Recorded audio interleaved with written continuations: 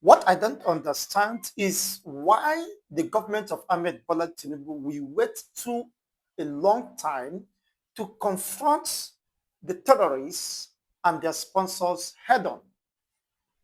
This is barely 2.5 years Tinubu has been in office. Just suddenly, we are now hearing from the military, which have confirmed that the government is set to name the terrorism financiers. On several occasions, the United Arab Emirates, the Saudi Arabia, has published the sponsors of terrorism in Nigeria,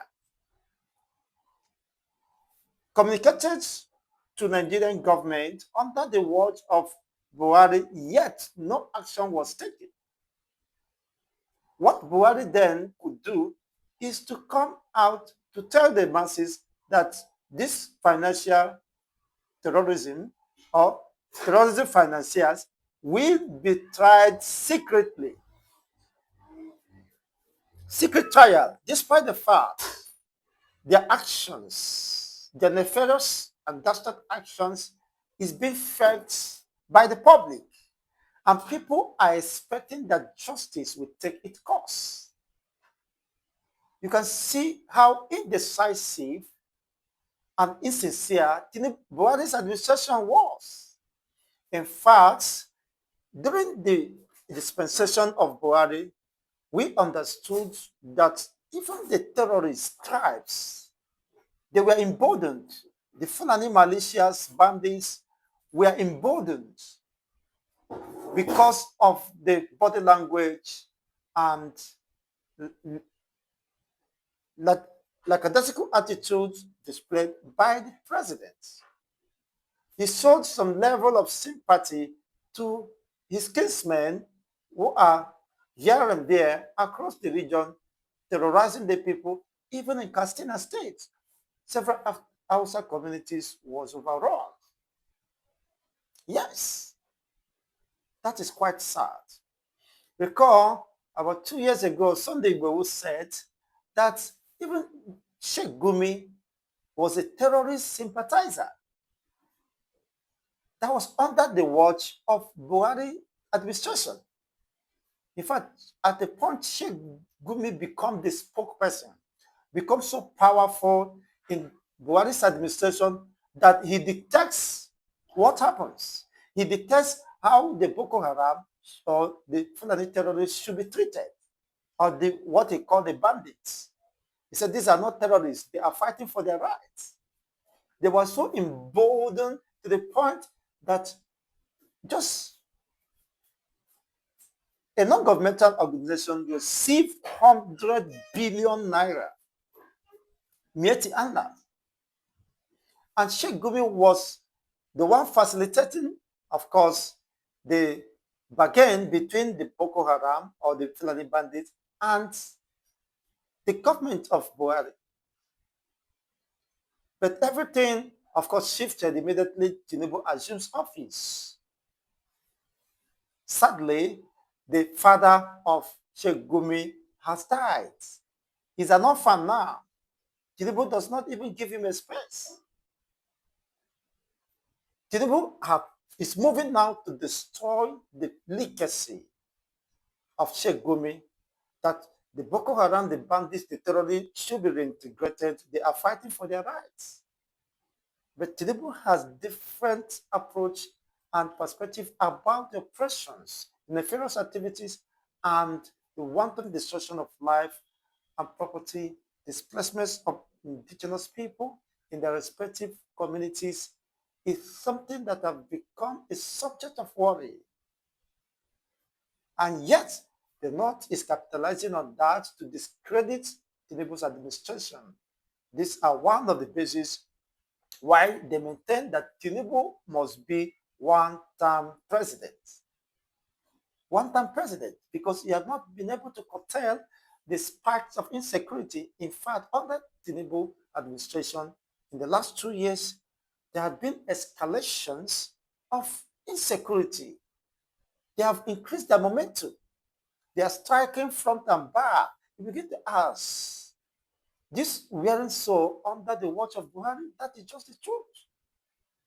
In a bid to discredit the administration of Tinubu and consider it incompetent, this should be the reason or the basis which Nigerians must consider to vote Tinubu out of office. Who are behind these operations? Who are behind the sponsors? Who are behind the live stream of this terrorism that is thriving? Expanding, you see new frontiers springing up, Splinter Group and the rest of them. They did all they could to make sure that a Sultana possibly or Tinubu, who they believe has stabbed their back, could not keep his own part of the bargain. Only God knows whatever may have transpired, of course, behind the camera. But whatever that is, it is not a business. Possibly, Tinubu may have stepped on toes and then consider that unacceptable and have decided to deal with Tinubu with every means possible, with whatever, of course, machinery they could set in place to get that done. Little did they know that Tinubu is also a master strategy, deploying his own mechanism and machineries to make sure that whatever be their plan to discredit him in the area of insecurity, he will deal with that decisively without, of course, favor or fear of anyone. This have informed the reason why the defense headquarters intends to strengthen their bilateral and diplomatic ties with Israel, especially engaging the Mossad in training and retraining in terms of military strategies, innovations, and collaborations, intelligent gathering, and all of that, which has disquieted Sheik Gumi, who has been quite silent for a good number of months now, and eventually he broke the silence, accusing Tinubu that the presence of Mossad in Nigeria possibly could amount to the witch hunting of the Islamic leaders in Nigeria. Well, of recent, we've seen the arrest of the Palestinian community leader in Nigeria, in Abuja, by anti-terrorism squads. Possibly, this could be, of course, terrorism-linked issues. Immediately, the deputy foreign affairs minister of the Israeli paid a visit to Nigeria in Abuja, where they deliberated elaborately, of course, and discussed how to form and exchange, of course, ideas and intelligence. So this move by Tinubu is to finally crush the legacy of Gumi. You know, under the watch of Buhari, so many things happened that people do not take note of. Deeply, what was going on? There was a clear synergy between Sheikh Gumi and the Asovilla. The man in Asovilla.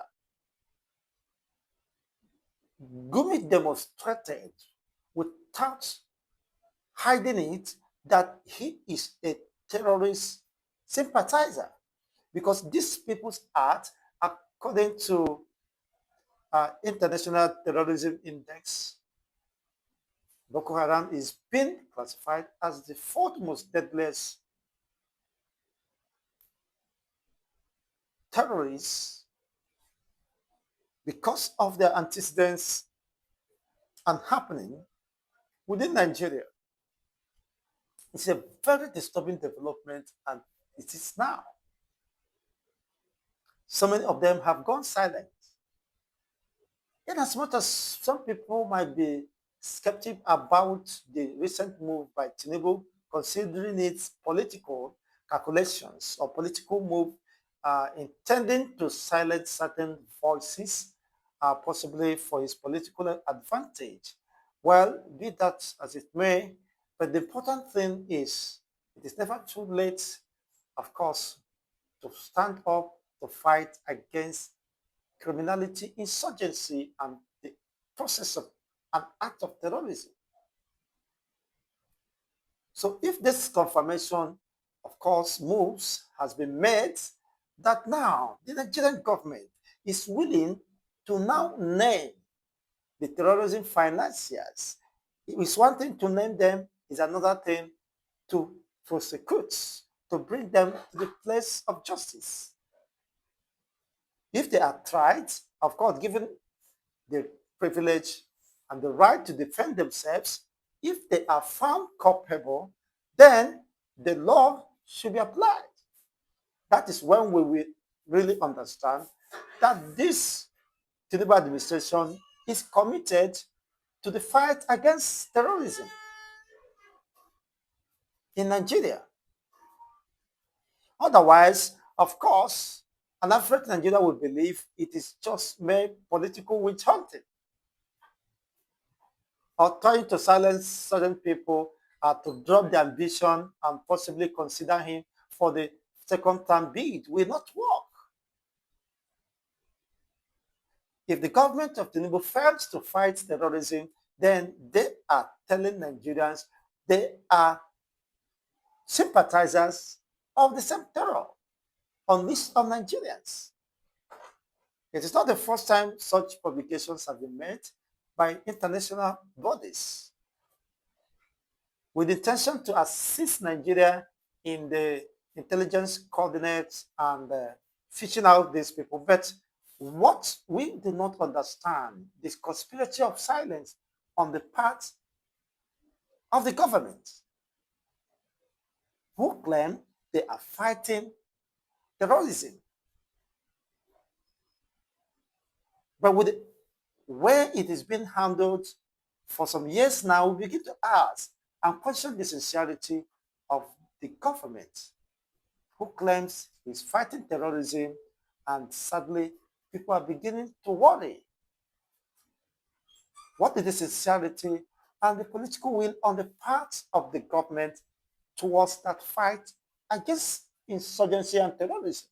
If the financiers are known, what steps is the government taking to serve as a deterrent to others? That is very important.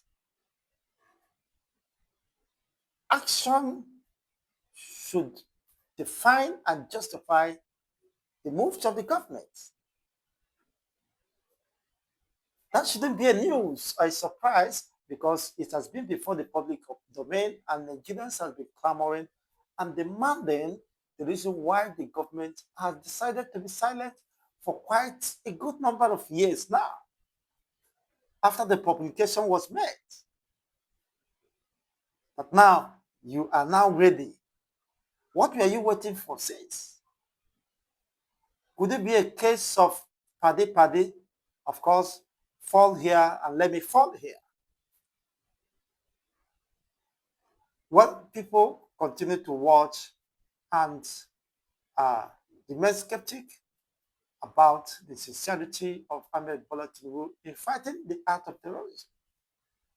Could it be the same approach deployed by Goodluck Jonathan when the election is just less than a month, or about a month, he went into action, intensifying the onslaught against the insurgency, the Boko Haram, that led to the outpost in the northern region. The political elites, the traditional rulers, the religious rulers whipped sentiments, calling the Jonathan's name. Is coming to take a revenge, of course, against what transpired during the Biafran War, and the rest of them. It was politicized, of course, and eventually was watered down. So Tinubu should be able to tell us. You can imagine, with this state of horror unleashed on several communities, indigenous communities within the defined territory of Nigeria, Yet the government is still romancing with the terrorists, giving them amnesty, reintegrating them into not just the society, but the security apparatus.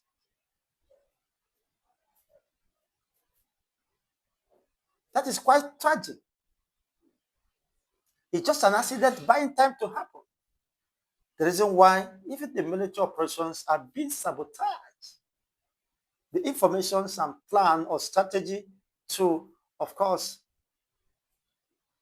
unleash surprises to this excellence is being revealed before them, which means they have an insider, an informant within every gathering, just as Jonathan cited, said that Boko Haram are in his cabinet, which means there are vested interests within the corridor of power who are benefiting from this state of insecurity, who will not want that to end. And as such, they have their informants, they have every information they have to sabotage every move or effort being made by the government to fight and bring this to an end. But now, of course, fortunately, the Mossad or the Italy intelligence agency is now involved. If actually they will be given the full right uh, to carry out the operations against insurgency and every other terror cells within the Nigerian state. That would be a credit and commendable by Tinubu's administration. And that will go a long way to convince the masses that Tinubu is not just uh, after his political ambition or calculation to win the next re-election, be it 2027, but is interested in returning the internally displaced people back to their ancestral homes. I think that is the major challenge. If the government could not be able to contend with insurgency within its defined territory, then the government should have an answer to certain questions. With enormous resources at their disposal, so what excuse exactly will the government give for failing to defend the right to life and the properties of Nigerians?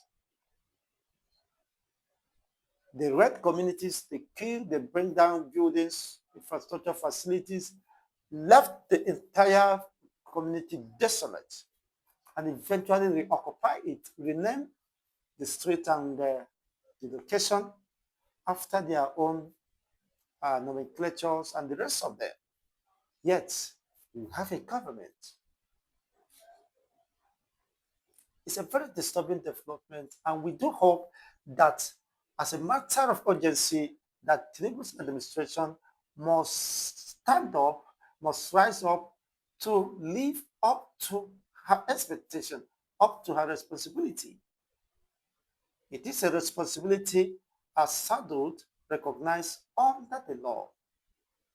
So it is not something, it's not a conditional clause or a conditional statement that if he doesn't do that, well, nobody should hold him responsible. It's accountable to the lives of Nigerians that are being wasted.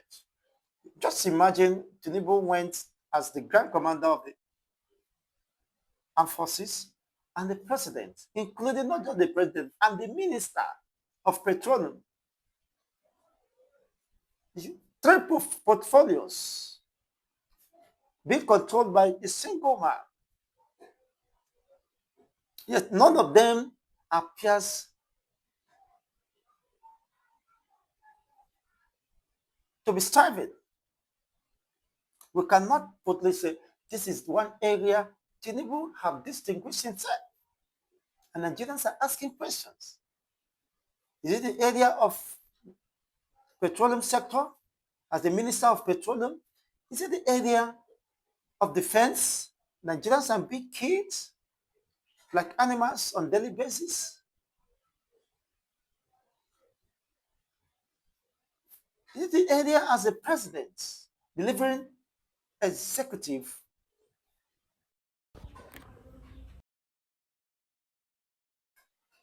are filling the leadership gap that is well pronounced. People can see it, can feel it. It is not longer a subject of denial.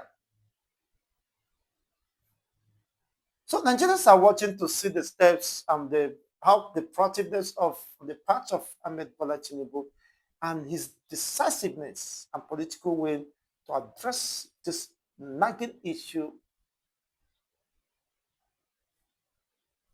of national concern, which is the state of insecurity that have engulfed the entire region. Nowhere is safe. Zamfara are crying, Kaduna, Katsina, Kebbi, of course, Katsina, even Edo, nowhere is safe. So it is important that Tinubu, of course, make up his mind and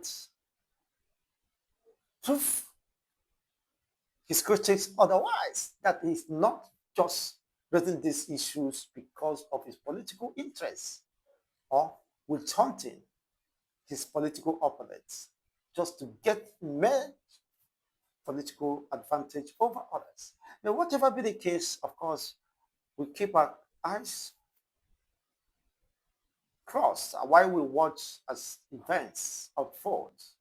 Don't forget to like, share, and subscribe for more political discourse.